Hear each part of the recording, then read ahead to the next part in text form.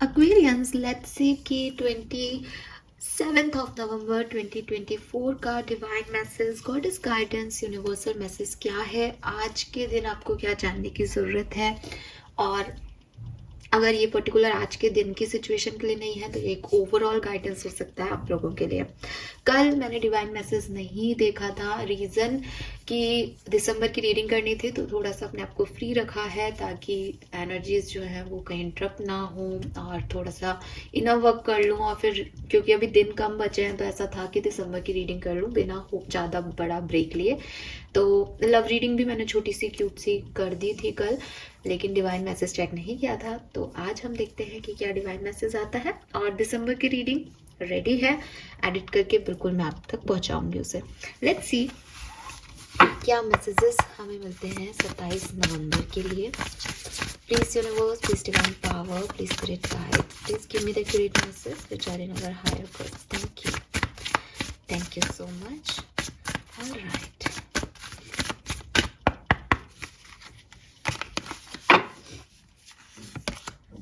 wow, we have spirit, beautiful card, beautiful. We have highest good, oh my god, amazing. And we have decision. Okay, ये दो card तो ना मतलब एक card है, एक जैसे कार्ड है बिल्कुल। मैं भी मैसेज भी पढ़ दूंगी, आई डोंट नो मैसेज में तो कितना सिमिलर लिख रहा है, बट जो मीनिंग है इन दोनों कार्ड्स का वो सेम है। और टैरो में जब हम देखते हैं तो ये हाई प्रिस्टेस की ऊर्जा है, ठीक है। ओ my God, this is amazing.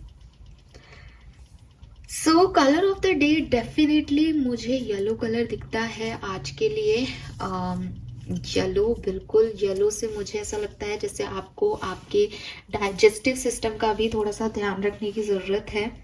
Because ऐसा लगता है जैसे में भी एसिडिटी हो रही है, कॉन्स्टिपेशन हो रहा है, खाने वगैरह का आप ध्यान नहीं रख रहे हो, बाहर का खा रहे हो, थोड़ा सा मुझे दिख रहा है कुछ प्रॉब्लम चल रही है गैस्ट्रिक एरिया के आसपास। या मे बी आप में आपको कोई प्रॉब्लम है liver related, stomach related, intestinal issues हैं, कुछ है ना, ब्लैडर, रेक्टम, फीमेल्स के लिए यूट्रस, मे बी आपकी प्रेगनेंसी में इश्यूज आ रहे हैं, मे बी मेंस्ट्रुएशन साइकिल में इश्यूज आ रहे हैं, वो दिखाई दे रहा है यहाँ पे। तो अगर आप येलो या येलो पहनना शुरू कर दोगे और जो बाहर की ज़्यादा खाना पीना है, ऑयली, ये सब खाना छोड़ दोगे, इंक्लूडिंग बेसन अवॉइड करो, हेल्दी फूड खाओ ना। मैं ज़्यादा ज्ञान आपको डाइट पे नहीं दे सकती, लेकिन आ रहा है यहाँ पे कि कुछ रॉन्ग खा रहे पी रहे हो या बहुत ऐसा ही चल रहा है, मेटाबॉलिज्म गड़बड़ हो रहा है बॉडी का। सो यूनिवर्स आपसे कह रहे हैं कि आप जो है वो येलो कलर पहनो और अपने डाइजेस्टिव सिस्टम को हेल्दी रखो।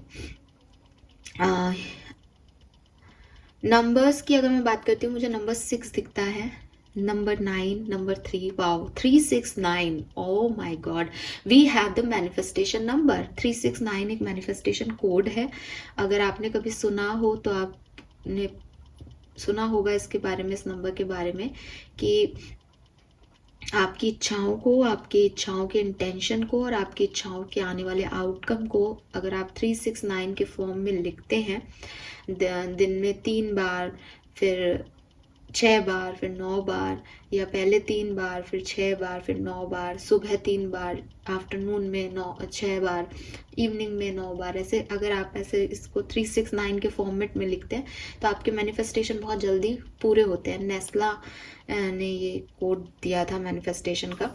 तो यस, ये तीनों नंबर आपके लिए सिग्निफिकेंट है। ये अलग अलग भी हो सकते हैं, ये साथ में आके आपको ये भी कह रहे हैं भैया मैनिफेस्टेशन करो, तुम्हारी इच्छा क्या है उन्हें बार बार बोलो, पॉजिटिव सोचो, विजुअलाइज करो अपने मैनिफेस्टेशन, अपनी इच्छाओं को, तो वो चीज़ें हो रही हैं तुम्हारे लिए कहीं ना कहीं, ठीक है। सो नंबर है 3, नंबर 6, नंबर 9, और 3 नंबर 12 से आ रहा है तो 12 नंबर भी सिग्निफिकेंट है। मैसेज क्या है? ओके, नंबर 4 भी सिग्निफिकेंट है आपके लिए, 4 नंबर, ठीक है। मैसेज क्या है एक्वेरियस? मुझे ऐसा लगता है जो एक ओवरव्यू मुझे इन कार्ड से जो पहले सबसे पहला जो मैसेज मुझे मिला, वो मुझे कहीं ना कहीं ऐसा लगता है जैसे कि कोई ट्रेडिशनल पैटर्न है, कोई बिहेवियर पैटर्न है, मतलब आपको मैं ऐसे कहूँगी कि कुछ तरीके हैं आपके ज़िंदगी को जीने के, ठीक है। और मतलब एक तो होता है कि हम सभी ऐसे जी रहे हैं ना कि अच्छा कर्म करें, और ये मैं इनकी बात नहीं कर रही हूँ कि तरीका ये नहीं वाला तरीका नहीं, ये कुछ ऐसा आ रहा है जैसे किसी पर्टिकुलर सिचुएशन को ना आप एक पर्टिकुलर वे में डील करते हो। इसके लिए मैं आपको क्या एग्जांपल दूँ, जैसे फॉर एग्जाम्पल कि कोई रिलेशनशिप है आपका, तो अब आप उस रिलेशनशिप में, जब तक आपके पास रिलेशनशिप नहीं होता है तब तक आप मैनिफेस्ट करते हो यूनिवर्स से कि मुझे ऐसा पार्टनर दे दो, मुझे ये दे दो, मुझे वो दे दो, मुझे बस पार्टनर दे दो, है ना। आप ऐसे प्रे करते हो, आप परेशान होते हो, आप एंशियस होते हो कि मेरी लाइफ में भी कोई होना चाहिए जो मेरा ध्यान रखे।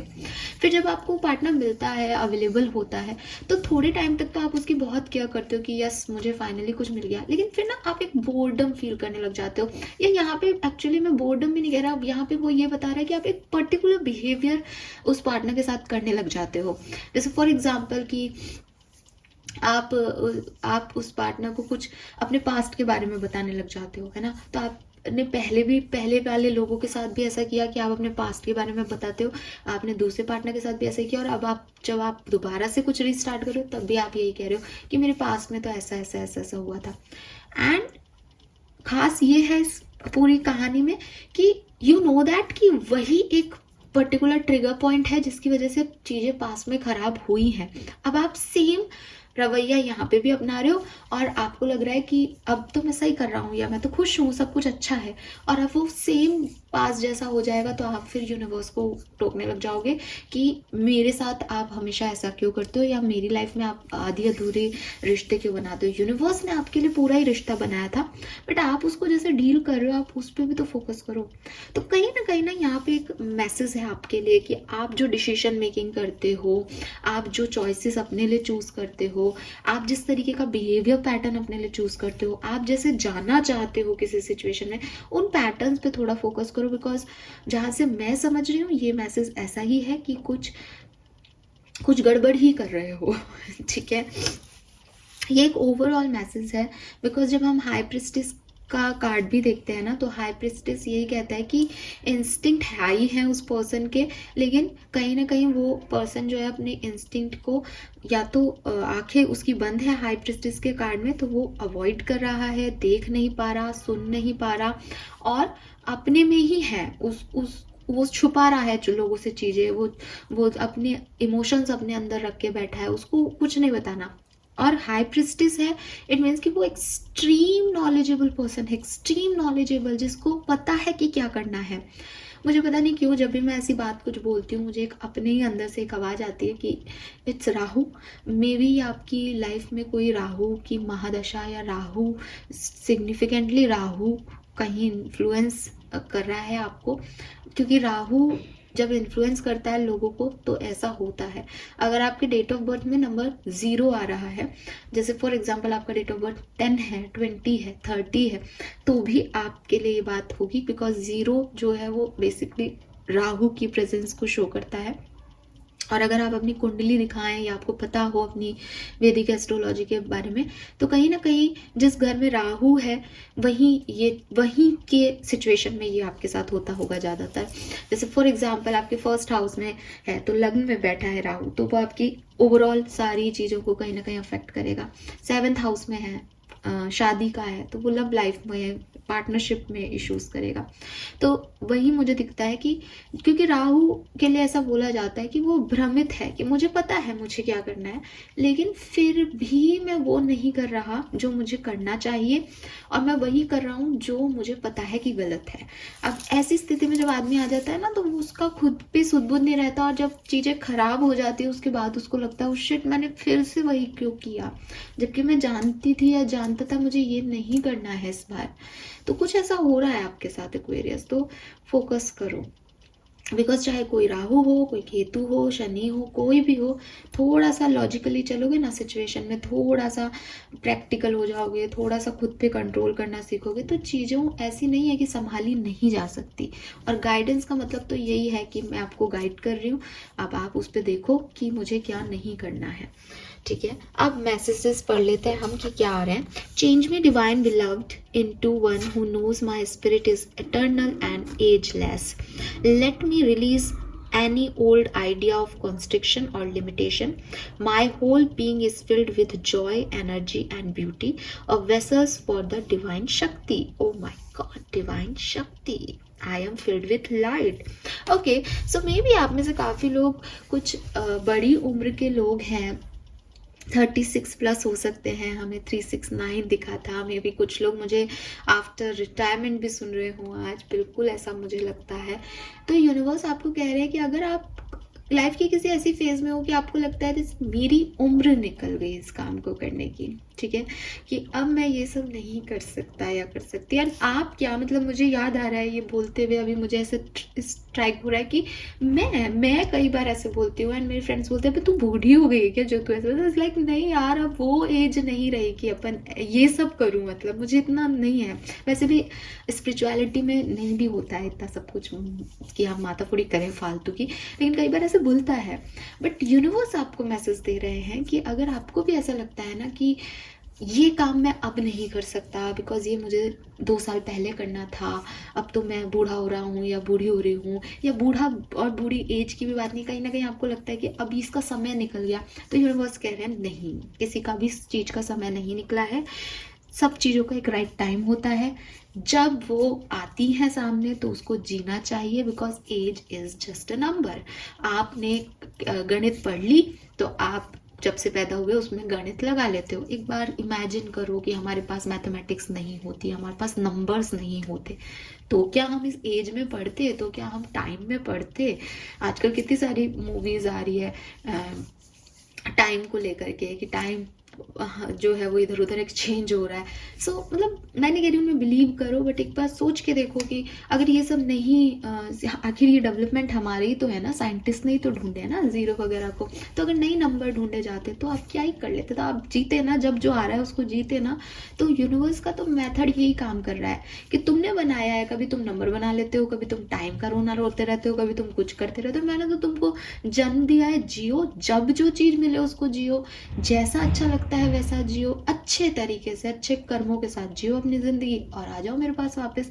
काम करने भेजा है, काम करके तुमको वापस बुला लूंगा. अटैचमेंट्स रख लेते हो, नंबर गेम खेलने लग जाते हो और पता नहीं क्या क्या सोचते हो, ये बूढ़ा है, ये यंग है, ये बच्चा है. तो यूनिवर्स आपको बेसिकली ये कह रहे हैं कि जॉय एनर्जी लेके आओ अपने अंदर, ठीक है. एंजॉय करो जिंदगी को, उसमें कहीं पे भी ऑब्स्टिकल मत क्रिएट करो कि ये अब नहीं हो सकता, ये तब नहीं हुआ, ये पास्ट में ऐसा था, या मैं पास्ट पैटर्न को दोबारा यूज करूँ. नहीं नहीं नहीं, ईजी रहो. Fine. Then we have highest good. Change me, divine beloved, into one who can let you act through me. I offer myself to you. May I be a conduct for your blessing. Use me for the highest good. जो भी universe दे रहे हैं ना, मैंने कहा था आपको ये दोनों कार्ड बेसिकली एक ही है. वहाँ पे आपकी डिवाइन शक्ति की बात कर रहा है कि आपके अंदर वो सारी पावर है कि आप अपनी लाइफ में कभी भी कुछ भी कर सकते हो. आपको परेशान होने की ज़रूरत ही नहीं है. दूसरी, ये पावर आप कैसे क्रिएट कर सकते हो, जब आप ये समझो कि वो मुझे दे रहा है और मेरे अंदर ये पावर आ रही है. मेरे अंदर ये पावर 20 साल में आ सकती थी, मेरे अंदर ये पावर 65 साल में भी आ सकती है, मेरे अंदर ये पावर 35 साल में भी आ सकती है. इट्स ऑल अबाउट वो मुझे कब दे रहा है. मैं सिर्फ एक पावर हाउस हूँ जो उसकी शक्ति से चार्ज अप हो रहा हूँ या हो रही हूँ.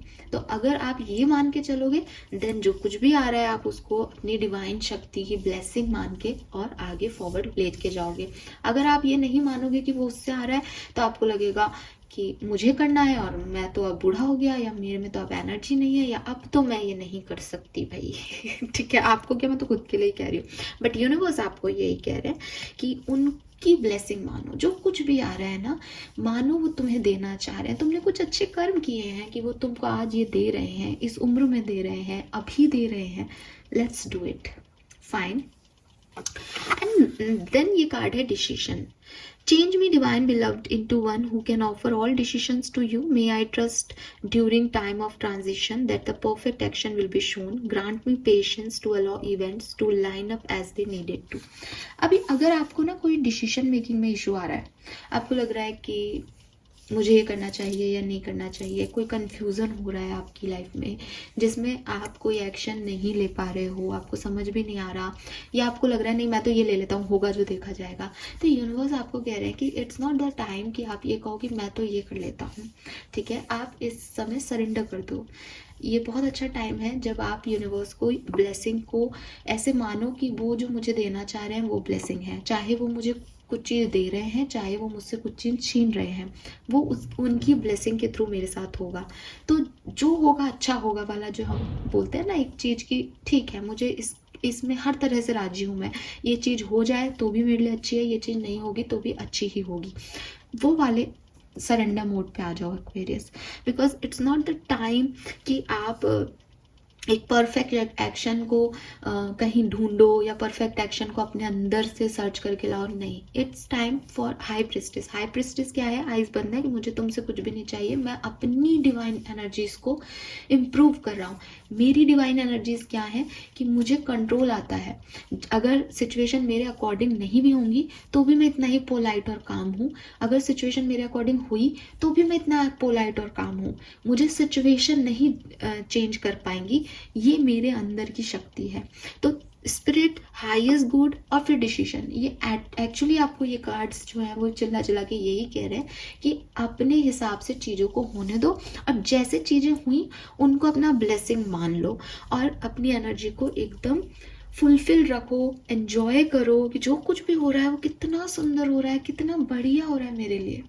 ठीक है, यही सही है अभी आपके लिए। एंड थोड़ा पेशेंस आपको अभी रखना पड़ेगा। कुछ इवेंट्स आपकी लाइफ में बहुत स्लो हो रहे होंगे या आपको ऐसा लग रहा होगा कि हो क्यों नहीं रहे, आगे क्यों नहीं बढ़ रही कहानी, ये यहाँ क्यों अटक गया, वो ऐसे क्यों हो गया, वो वैसे क्यों हो गया। तो यूनिवर्स आपको थोड़ा पेशेंस रखने के लिए भी कह रहे हैं, थोड़ा धैर्य रखो, आराम से चीज़ें होने दो, क्योंकि लॉन्ग लास्टिंग चीज़ों के लिए ज़रूरी है कि एक पेशेंस से चीज़ों को किया जाए। जो चीज़ें इम्पल्सिवली होती हैं वो हमेशा कहीं ना कहीं बीच में अटक जाती हैं या वो गलत होती हैं, इसलिए आपको कोई एक्शन लेने के लिए बोला ही नहीं जा रहा। कार्ड डिसीजन का ज़रूर है, लेकिन मैसेज आपके लिए ये नहीं है कि आप डिसाइड करो। मैसेज आज आपके लिए बिल्कुल अलग है। मैसेज आपके लिए सिर्फ ये है कि सब उस पर छोड़ दो, चीज़ें जो आपके लिए बनी है वो ऑटोमेटिकली होंगी, ट्रस्ट मी एक्वेरियस। और चीज़ें जो आपके लिए नहीं बनी, आप उसके लिए उल्टे भी लटक जाओगे ना तो भी वो आपके लिए नहीं होंगी, बिकॉज वो आपके लिए नहीं है। फाइन, लेट्स सी कि कर्मा मैसेज क्या है। बट आपको क्या सीखना है? आपको ये सीखना है कि आप विश्वास करते हो यूनिवर्स पे और उनकी हर एक्शन से, उनकी हर रजा में राजी हो बेसिकली। कर्मा मैसेज क्या है? Show some love to animal. तो आपके लिए मैसेज है कि आप एनिमल्स के लिए कुछ दाना पानी रखें, उनका ध्यान रखें। अगर आपके पास कोई पेट है देन यस, वो आपका प्यार चाहते हैं। अगर आपके पास कोई पेट नहीं है तो जो भी सराउंडिंग में, आउटर एरिया में, आउटर एनवायरनमेंट में पेट्स हैं, एनिमल्स हैं किसी भी तरीके के, आप उनको खाना खिला के आओ, आप उनका ध्यान रखो, आप उन्हें प्यार शो करो। बिकॉज आपके पास तो फिर भी 4 लोग हैं, एक जना आपसे बात नहीं करता, ब्रेकअप हो जाता है तो आप इतने परेशान हो जाते हो, उनके पास क्या है? सो ह्यूमंस के लिए तो फिर भी हम रोना धोना देखते हैं, बांट लेते हैं इमोशंस को। थोड़ा सा प्यार उन एनिमल्स के लिए भी दो, मे बी उनके स्पिरिट से आपकी लाइफ में भी पॉजिटिविटी आ जाए। Fine, thank you so much Aquarius, hope ये आपसे रेजोनेट होगा। चैनल को लाइक और सब्सक्राइब कीजिएगा। Bye bye.